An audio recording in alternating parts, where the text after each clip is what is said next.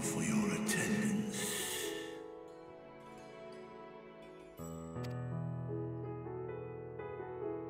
The riches the Radiant Host have retrieved were hoarded in Radz-at-han's name. A fortune I set aside for a future day of need. And lo, that day hath come. May it aid our wounded city in reclaiming its vibrancy and vigor. In better times, I would leave such a task to our capable Ahwan. God's rest his soul. Finding myself bereft of his counsel in the here and now, I will assume the responsibilities of mine office directly. Firstly, the treasure shall be sold for more convenient currency. Thence, invested into the trading port of Yedliman. Our merchants must have their operations restored, their ships rebuilt. Commerce must flow once more. None were spared the tragedy of the final days. Of this, I am well aware. But an absence was created by the loss of Kalzar's consortium. And by filling it, we provide new means for our fishermen, our artisans, and others to bring their wares to distant markets.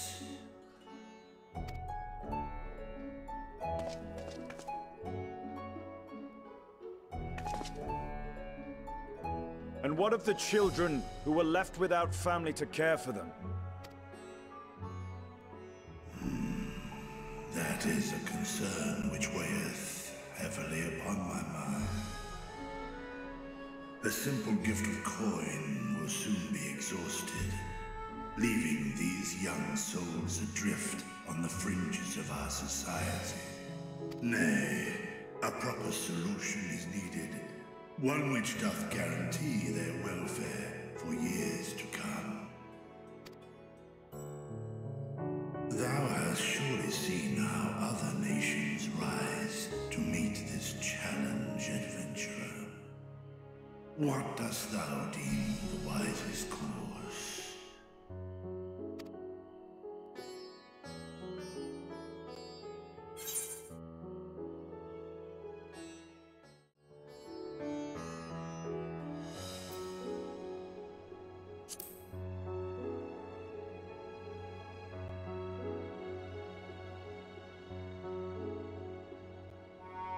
Of course, we can draw on trading profits to build a new institution.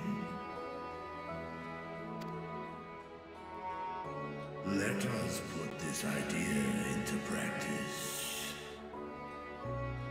A contract shall be written, requiring all who receive of Radz-at-han's treasure to commit a portion of their future earnings towards the running of an orphanage. Now, such an influential policy is deserving of a worthy name.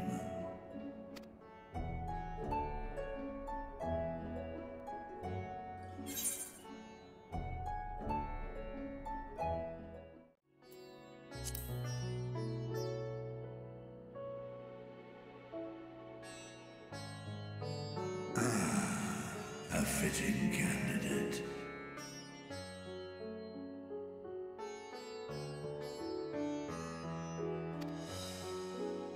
Kalzar should be remembered, not as the blasphemy which terrorized Thavne, but as a hard-working and generous man who brought much wealth to our shores. Do any among you object to this proposition? Many here lost loved ones to the beasts. In that time of strife, any one of us could have broken. Any one of us may have been taken by despair. When I think of Kalzal, I feel no hatred. Only a stinging regret that we could not save him as well. Isn't that right, men?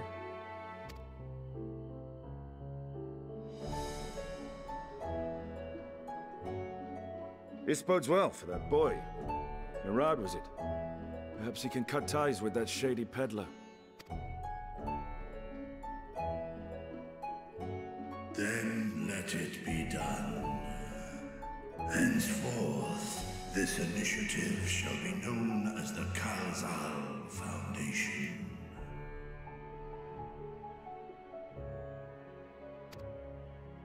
Nabdeen, thou art to assemble a patrol and ensure that no child in this city liveth in squalor.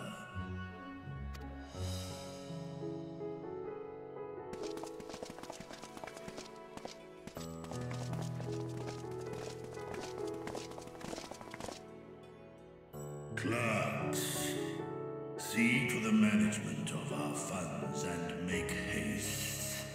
Our citizens must not suffer a day more than is necessary.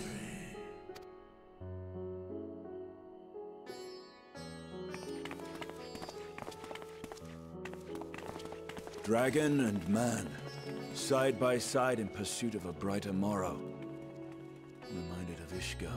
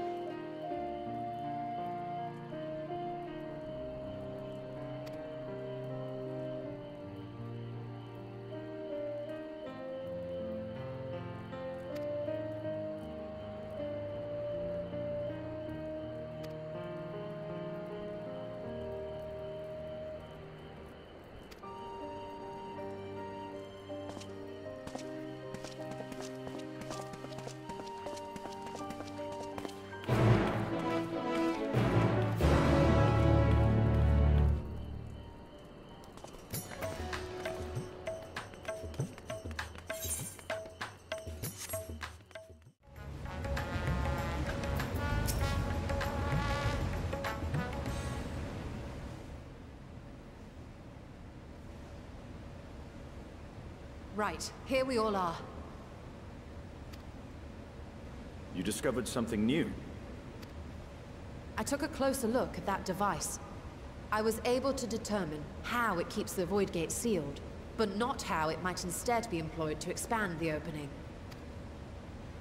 For that, I would need to reference the technique developed by Vrtra's alchemists, no records of which appear to have survived the intervening years. We know this, so why have you sent for us? Have you learned aught of value or not? Patience, good sir. One must introduce the subject before launching into specifics. From what we understand, travel between worlds is accomplished by passing through the nebulous rift which exists between them. Picture, if you will, the moment you were called to the first.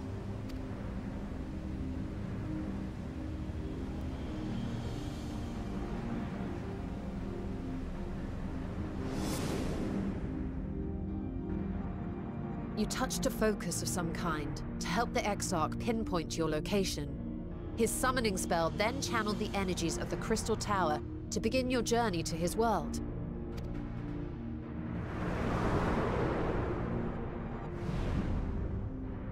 The magics tore a hole in the walls separating source and shard, and cast you into the intervening nothingness. In that place, the laws of nature hold no sway.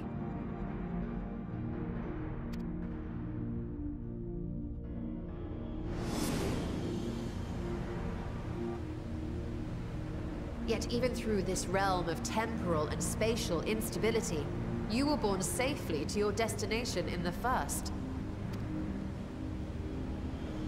The feat that guided you across such an unimaginable distance, both physical and metaphorical, was nothing short of a miracle.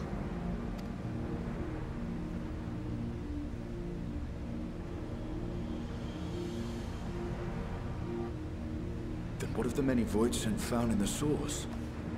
Who guides them here, and how? An excellent question. Though there are several methods by which the Void's denizens might intrude upon our world, the rituals of summoning are the most typical. For example, let us consider the Gargoyle, a creature of middling power.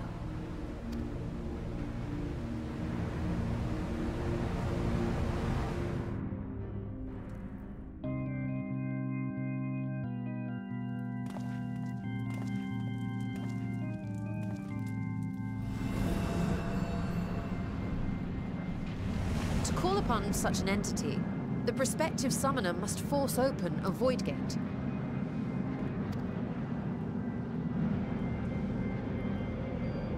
The portal lasts but a moment and is relatively small, allowing only an imp or other lesser being to squeeze through with their physical body intact.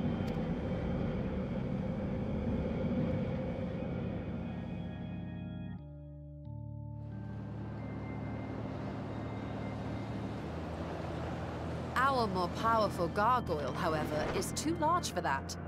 Creating a gate big enough for him would require vast amounts of energy, far beyond the reserves of any one mortal practitioner.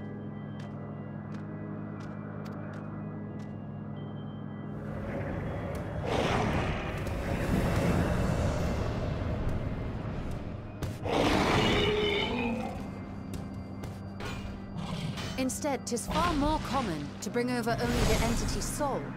We had a taste of that ourselves when a certain Exarch dragged us to the first.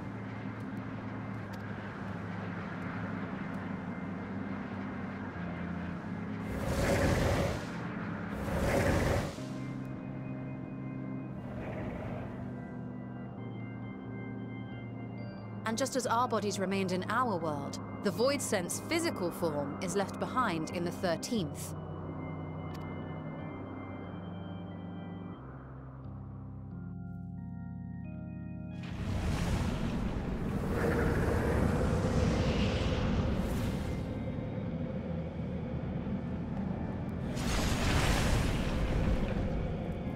Once at its destination, the summoned soul is granted a temporary shell to inhabit.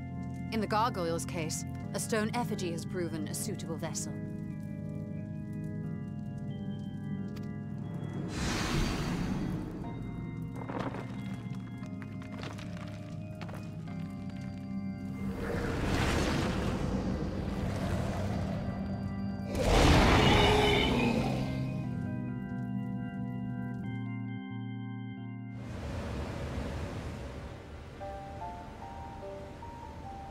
Wait.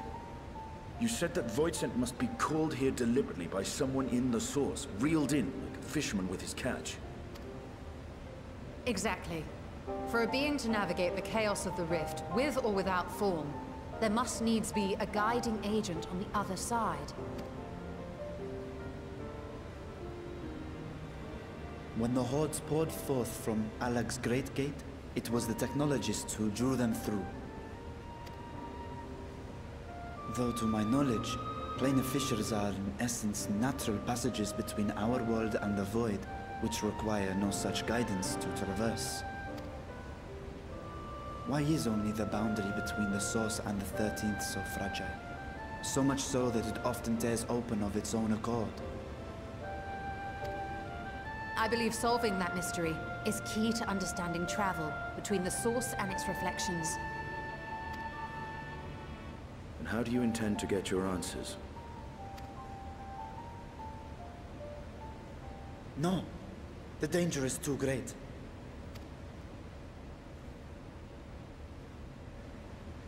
Perhaps. But what some call danger, others think of as adventure.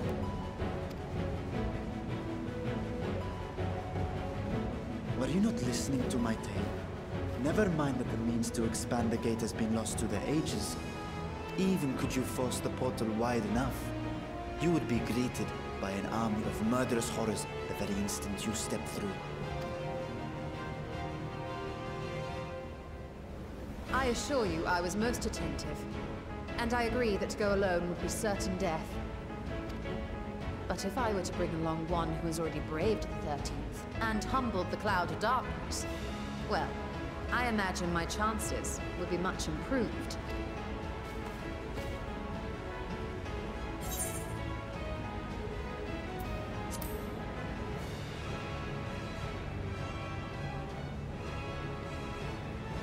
I had a feeling you might say that.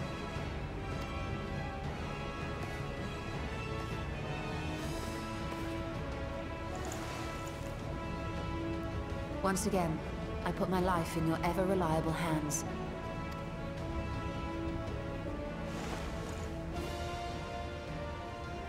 That said, as much as I would like to march straight back to the voidgate, there is the small matter of being unable to open it without the Satrap's personal authority.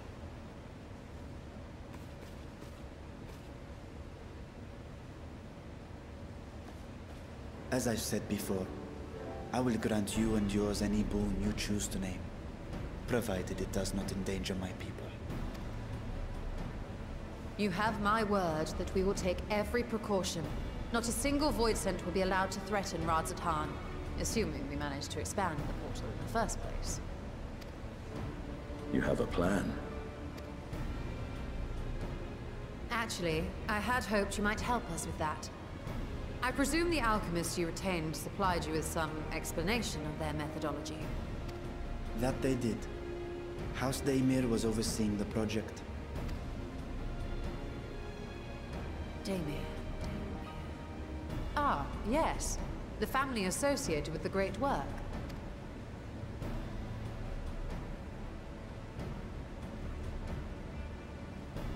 I did not fully comprehend the theory, but their research began with a void scent which had slipped through the fissure. After a thorough examination, they created an arcane simulacrum possessed of similar qualities. A man-made void scent, if you will. It was apparently indispensable in their efforts to enlarge the gate. A man-made void scent?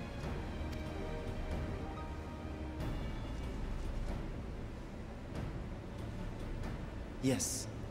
Being great admirers of the Archons, House Daimir submitted detailed notes to Charlene's official committee. They expected praise and accolades for their simulacrum, and were thus devastated to be informed that their work had been classified as prohibited material. If that's true, then those notes might still be stored in a forbidden archive somewhere. Not Google, of course, since that library had yet to be built. Which leaves us with...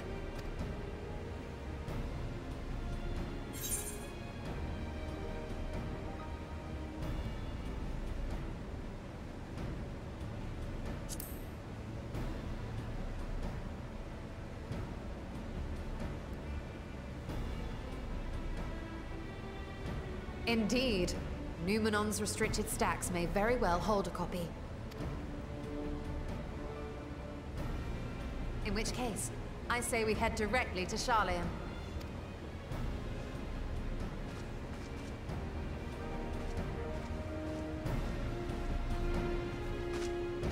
Unless you anticipate needing help to reach the high shelf, I see myself being of little use.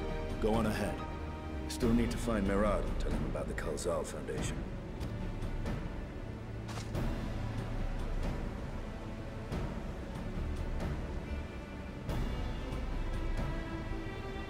Let us be on our way as well.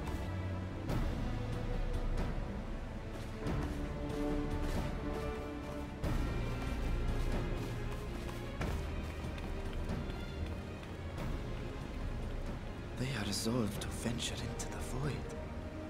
Do I sit idly by?